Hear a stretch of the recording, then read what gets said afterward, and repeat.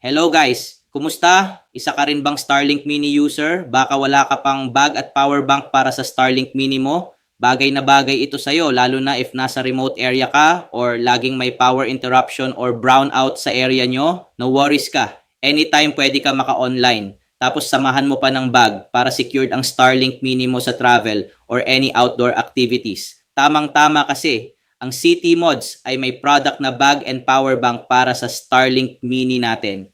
Ito ang packaging ng power bank ng City Mods. Tinatawag nila itong backlink power bank.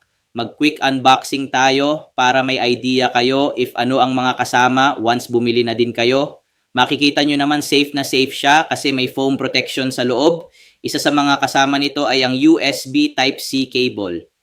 Both ends ng cable Type-C siya, pwede natin siya magamit pang charge ng mga gadgets na may USB Type-C port like mobile phone. Mamaya, i-demo ko siya para may idea kayo. Then, dito sa kabilang side, may kasama din siyang DC power cable. Pang-connect natin ito sa Starlink Mini natin para mag-power on. Then, syempre, ang power bank. May user manual pala siya sa ilalim nito.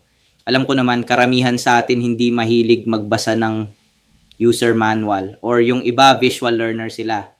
Hayaan mong i-demo ko na lang sa inyo paano gamitin ng tama. Bago tayo mag-start, ito ang full view ng City Mods power bank. Ito naman makikita nyo sa kabilang side. Balik tayo dito sa kabilang side. Makikita nyo may tatlong butas para sa tripod mount. Pero suggested ko itong nasa gitna ang gamitin nyo para mas stable at proportion ang weight.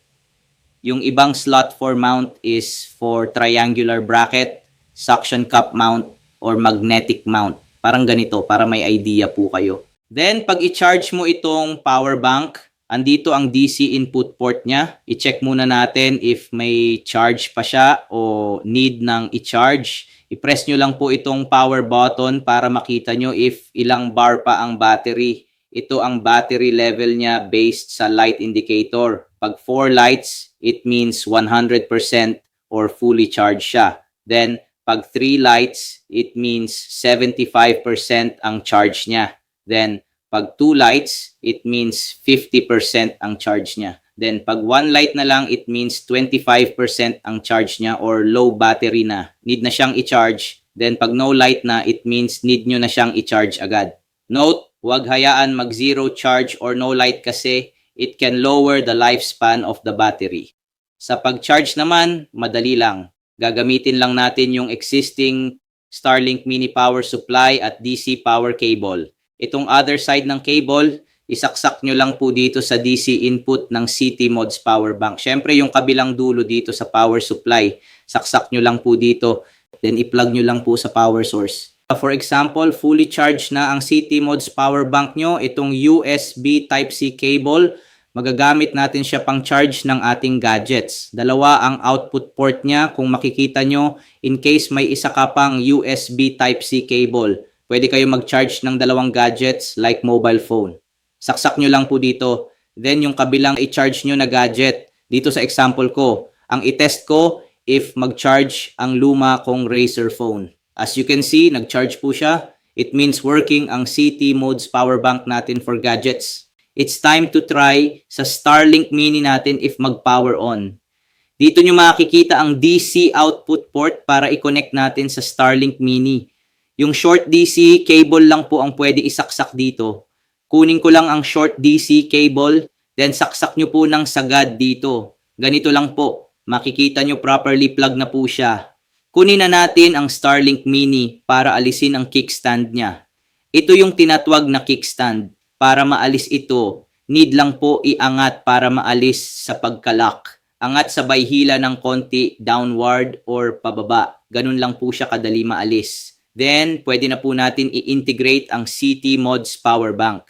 Isaksak muna natin yung kabilang dulo ng short DC cable sa Starlink Mini. Makikita nyo naman may blue light indicator na po ang agad ang Starlink Mini natin. Isang good sign na po ito na design ang City Mods power bank para sa mga Starlink Mini natin. Kaya every angle ay saktong-sakto or sukat na sukat. Need mo lang siya i-push slowly para mag-volt in or mag-lock in sa Starlink Mini. Dapat ganito siya, pantay lang sa corner ng dish Hindi siya basta-basta maaalis kasi may locking mechanism siya.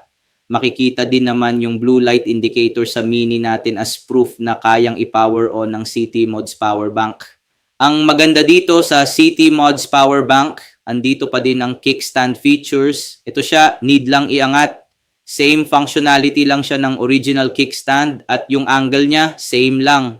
O, di ba? Halos walang pinagbago pag nakalagay na sa flat surface. Ang linis tingnan, wala nang extra cables kaya napaka-portable at on-the-go setup siya. Kaya ng CT Mods power bank i-power on ang Starlink Mini natin up to 6 na oras pag full charge siya. Then, if may ibang gadgets na nakasaksak, syempre mababawasan na ang runtime niya. Ang maganda sa kanya, pwede ka mag-charge ng devices while using Starlink Mini. Then, it has IP65 outdoor protection. That means it is designed for outdoor use with protection against dust, rain, and changing field conditions. Kaya worry-free kayo na baka masira agad or sensitive siya sa weather. Splash-proof or water-resistant siya. Hindi po siya waterproof, magkaiba po sila. Meaning, hindi mo po di ilubog sa tubig. If sa malalamig na lugar, kaya niya mag-function, even negative 20 degrees Celsius. Then, pag sa maiinit na lugar, kaya niya mag-function even up to 60 degrees Celsius. In case, gusto mo naman alisin ang CT Mods power bank, madali lang. Itiklop muna natin ang kickstand para makita mo itong parang button lever na need pihitin or i-rotate para maalis ang pagka-lock sa dish. I-push nyo lang ito na parang ganito. Pag ganyan, naalis na ang lock niyan at pwede mo na hilahin pababa dahan-dahan ang CT Mods power bank. O di ba? Ang dali lang mag-remove at attach. Kung interested ka sa CT Mods power bank, dito mo po siya ma-order. Andito din ang price niya. Check mo lang ang description at comment section. Added na po yung product link para madali mong ma-check out. Kung mahilig kang mag-travel or gusto mo safe na safe ang Starlink mo. Ito ang magandang add-on accessories para sa Starlink Mini natin. Ito ang CT Mods Shockproof EVA Travel and Accessory Case for Starlink Mini.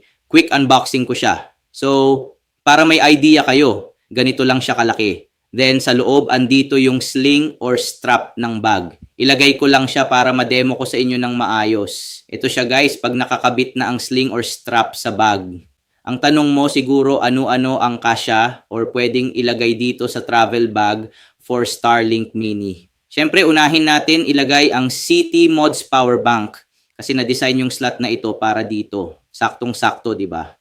Then, yung USB Type-C cable at short DC cable dito natin siya ilalagay. Then, itong long DC power cable natin ay dun sa isang slot, dun ko ilalagay ang power supply. Ayos na ayos, di ba? Then, kinuha ko ang papel na kasama nung nag-order tayo at ito ay nag-serve as separator at protection na din sa dish natin. So, ilalagay ko siya dito. Then, saka ko ilalagay ang Starlink Mini. Saktong-sakto siya dito guys. In case gusto nyo din ibalik ang kickstand, isalpak nyo lang ulit. Parang ganito. Ready to go na po tayo.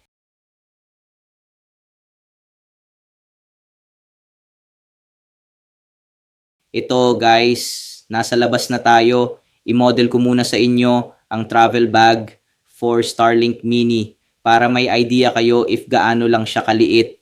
Napaka-handy niya. Para i-test ang performance ng Starlink Mini powered by CT Mods power bank, ilabas ko lang at kunin ang Starlink Mini sa loob para mabilis. I-quick integrate ko na ang CT Mods power bank sa Starlink Mini natin. Same process lang naman po yun sa na-demo ko kanina. Ngayon, ang need natin gawin, i-check ang performance at speed test result ng Starlink Mini. Kung makikita nyo, medyo partially cloudy that time nung ako ay nag-test. Tara, mag-connect na tayo sa Starlink Mini Wi-Fi. Ito lumabas na yung Rowintech Mini Wi-Fi name. It means fully working ang Starlink Mini natin gamit ang CT Mods power bank.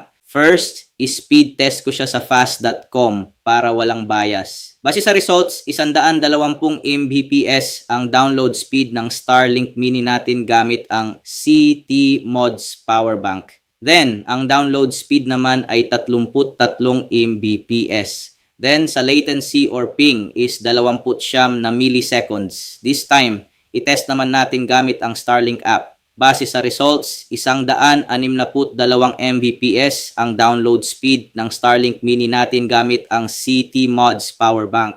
Then, ang download speed naman ay 26 na Mbps. Then, sa latency or ping is 47 milliseconds. Sa area nyo ba, ano ang speed test results?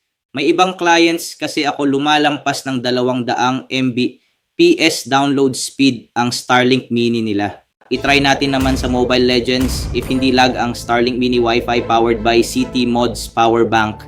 Siyempre, pag nag-test ako, rank game agad para malaman natin if lag ba sa game or red ping siya. Dito mid lane ako gamit ang hero na Vexana. Punta na tayo sa exciting part. Dito naman sa loading part, mabilis din naman tayo, naka 100% din agad. Which is a good sign ito. Ito, start na ang game. Kung makikita nyo, green ping naman siya. Nasa around 30 milliseconds. Kahit nga sa ganito clash, green ping pa din siya guys. Okay na okay gamitin ang CT Mods Power Bank para sa Starlink Mini natin. Kung interested ka sa CT Mods Power Bank, dito mo po siya ma-order. Andito din ang price niya. Check mo lang ang description at comment section. Added na po yung product link para madali mong ma-check out. If may question ka, comment lang po. Or if need mo ng Starlink Mini na naka-sale promo, message lang po. Bibigyan kita ng free 2 months internet. Thank you guys for watching. Don't forget to subscribe, like, comment, and share. See you on my next video.